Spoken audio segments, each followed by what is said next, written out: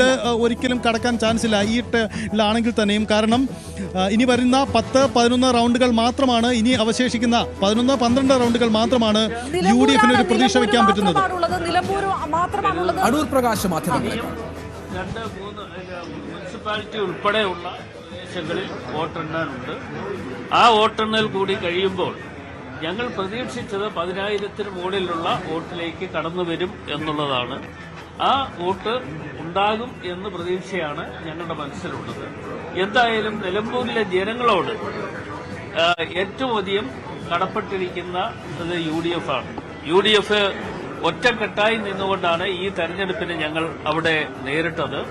അത് എല്ലാ ഘടകകക്ഷികളും നേതാക്കന്മാരും ഒറ്റക്കെട്ടായി നിന്നുകൊണ്ട് അവർ സമയം ചെലവഴിച്ചുകൊണ്ട് തന്നെ ആ തെരഞ്ഞെടുപ്പിൽ ഞങ്ങൾ വലിയ വിജയം കൈവരിക്കുവാൻ വേണ്ടിയുള്ള തയ്യാറെടുപ്പ് നടത്തിയാണ് മുമ്പോട്ട് പോയത്.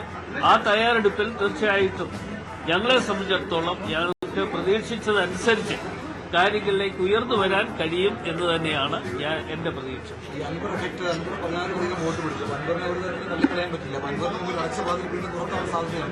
ഇല്ല, അത്തരം കാര്യങ്ങളൊക്കെ ഞാൻ ഒറ്റയ്ക്ക് പറയേണ്ട കാര്യങ്ങളല്ല. അത് UDF-മായി ചർച്ച ചെയ്തുകൊണ്ട് UDF-ലെ മുതിർന്ന നേതാക്കന്മാരുണ്ട്. ആ നേതാക്കന്മാരുമായി ഒക്കെ ചർച്ച ചെയ്തുകൊണ്ട് തീരുമാനമെടുക്കേണ്ട കാര്യങ്ങളാണ്. അത്തരം കാര്യങ്ങൾക്ക് ഇപ്പോൾ മറുപടി പറയുന്നു.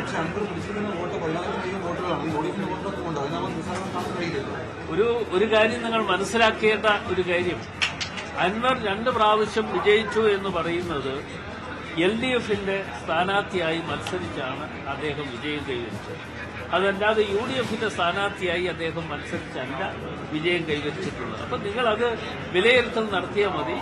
LDF-നെ സംബന്ധിച്ചിടത്തോളം LDF-ന്റെ സ്ഥാനാർത്ഥി എന്നുള്ള നിലയിൽ അദ്ദേഹം 2 തവണ അവിടെ മത്സരിച്ച് വിജയം കൈവരിച്ചപ്പോഴും ആ വിജയം എങ്ങനെയാണ് ഉണ്ടായത് എന്നതിനെക്കുറിച്ച് നിങ്ങൾക്ക് വിലയിരുത്തൽ നടത്താൻ കഴിയുമെന്ന് തന്നെയാണ് ഞാൻ പ്രതീക്ഷിക്കുന്നത്.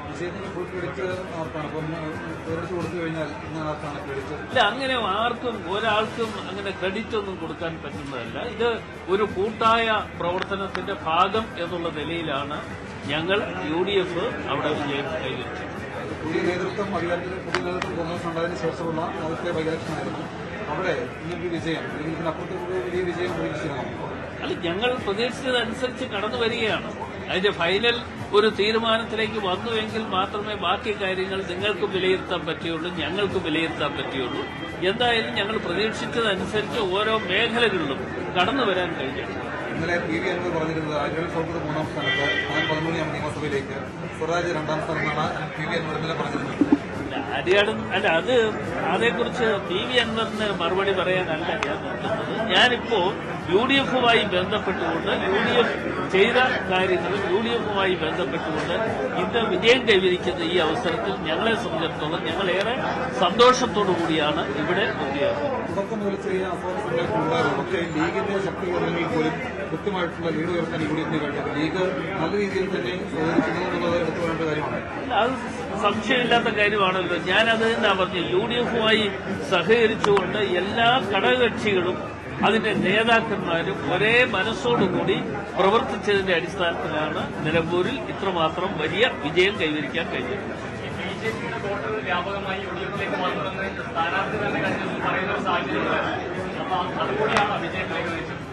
ഞങ്ങളെ സംബന്ധിച്ചിടത്തോളം അങ്ങനെ പിന്നെ BJP-യുടെ വോട്ടൊന്നും ഞങ്ങൾ അങ്ങനെ പ്രതീക്ഷിച്ചിട്ടില്ല.